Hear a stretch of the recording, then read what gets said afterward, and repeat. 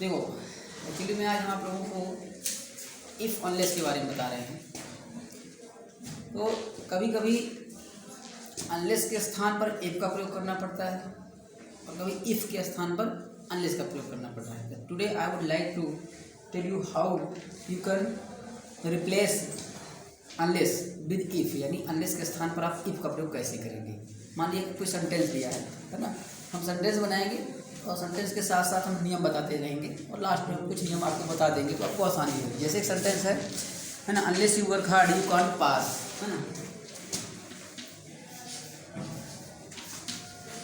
Unless you work hard you can't pass, एक sentence है। Unless you work hard you can't pass. अब क्योंकि unless लिखा हुआ है ना, अब हमको इसके स्थान पर क्या लगाना है, इफ लगाना है ना। रूल है use of if in place of unless. ठीक है, इफ का मतलब क्या होता है, इफ मतलब होता है यदि, और अनलेस मतलब क्या होता है, यदि नहीं। अनलेस मतलब होता है यदि, आवाज नहीं आनी चाहिए। ठीक है, अब इसका नियम समझिए। नियम सिर्फ इतना है कि जहाँ पर जब हम वाक्य में अनलेस को रिप्लेस कर रहे हो इफ से, तो जिस सेंटेंस में, चाहे इस वाले सेंटेंस में अनलेस लगा हो चाहे उस सेंटेंस में अनलेस लगा हो, जहाँ भी है ना, तो जब उसको रिप्लेस करेंगे तो सबसे पहले अनलेस के स्थान पर इफ का प्रयोग कर देंगे। फर्स्ट रूल, तो सबसे पहले अनलेस के स्थान पर हमने क्या कर दिया, इफ कर दिया। ठीक है, उसके बाद उस वाक्य में जो सब्जेक्ट आया हो, ही, सी, राम, यू, जो भी है उसको लिख देते। तो यहाँ पर क्या सब्जेक्ट आया होगा, यू आया। इसके बाद हमने कर दिया यू। क्लियर।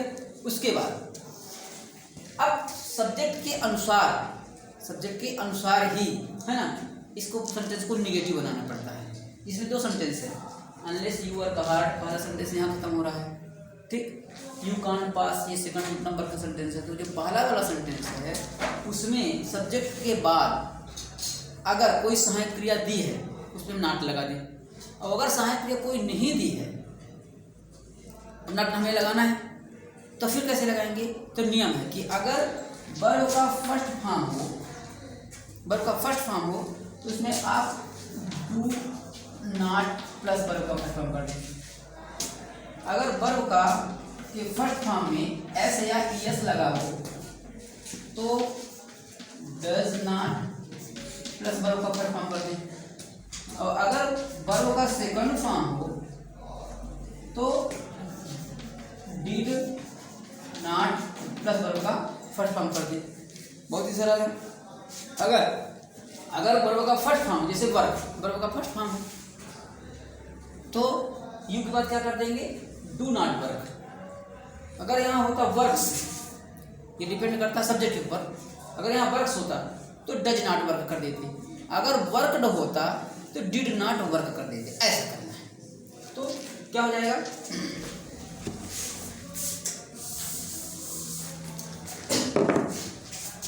अनलेस यू, अब वर्क है, वर्क का फर्स्ट फॉर्म है तो क्या हो जाएगा, यू डू नॉट, फिर उसके बाद वर्क की फर्स्ट फॉर्म वर्क, फिर क्या है, हार्ड। क्लियर। और उसके बाद जो दूसरा सेंटेंस है कामा के बाद उसको पूरा उतार लेते हैं, कामा यू कांट पास। बहुत छोटा सा नियम है, बहुत सरल है। एक सेंटेंस और थोड़ा देख लेते हैं, है ना। जैसे लिखा अनलेस यू आर 18, इसमें तो हेल्पिंग वर्ब नहीं थी, ठीक है। अब जिसमें हेल्पिंग वर्ब उसको भी देख लेते हैं। लिखा है unless you are 18, unless you are 18 come you can't vote, you can't vote. अब अपन को इसमें देखना है कि कैसे बनाएंगे, थोड़ा सोच लीजिए आप। अनलेस, सबसे पहले हमने देखा अनलेस लिखा है, तो अनलेस के तुरंत हमने अनलेस के सामने क्या लिख दिया, इफ कर दिया, ठीक है। उसके बाद सब्जेक्ट क्या है, यू है ना, तो यू कर दिया। उसके बाद हमने देख लिया कि सेंटेंस को क्या निगेटिव बनाना है, अनलेस यानी ऑलरेडी निगेटिव सेंटेंस है, तो इफ कर दिया, है ना। तो इसको इफ कर दिया यानी अब इसका जो अनलेस माने यदि नहीं है, नहीं को कहीं ना कहीं कॉमन सेंस को तो निकालना पड़ेगा, तो नॉट लगा कर निकालना पड़ता है ना, ये चीज़ है ना। तो यू के बाद अब ऑलरेडी जब हेल्पिंग वर्ब दी है तो हेल्पिंग वर्ब में नॉट लगा दीजिए, हैज होता तो हैज नॉट, आर होता तो आर नॉट, इज है तो इज नॉट, जो भी है हेल्पिंग उसमें नॉट लगा देते हैं, तो यू आर नॉट। फिर एक्टिव है ना, unless you are not active, active फिर काम, you can't vote, you can't vote. अगर कोई सेंटेंस ऐसा होता, अभी हमने दो तीन चीजें बताई कि डू नॉट होता है, डज नॉट होता है, डिड नॉट होता है, तो तीनों ही सेंटेंस को हम बना देते हैं, है ना। अगर यहाँ पर यह होता unless he works hard, he can't pass. अगर सेंटेंस होता अनलेस ही वर्क्स हार्ड, जब ही कर देंगे तो वर्क्स हो जाएगा, तो क्या आ जाएगा, if he does not work hard he can't pass, ठीक है। अगर यहां पर होता unless you worked hard, unless you worked hard, ठीक है, यू कुडेंट पास, तुम पास नहीं होते, कुडेंट हो जाता, तो क्या हो जाता, if you did not work hard you couldn't pass. तो डिपेंड करता है आपका सेंटेंस, अगर सेंटेंस आपका प्रेजेंट इंडिफिनिट में है तो प्रेजेंट इंडिफिनिट में होगा तो दो प्रकार से होगा, है ना। या तो वो अगर सिंपल है और सिंपल ही रहता है तो या तो उसमें यस यस लगेगा, तो यदि यस यस लगा हो तो क्या लगा देते हैं, डज नॉट प्लस वर्ब का फर्स्ट फॉर्म। अगर नहीं लगा यस यस यानी वर्ब का सिर्फ फर्स्ट फॉर्म लगा हुआ तो क्या डू नॉट प्लस वर्ब का first form, that's all. Okay, thank you.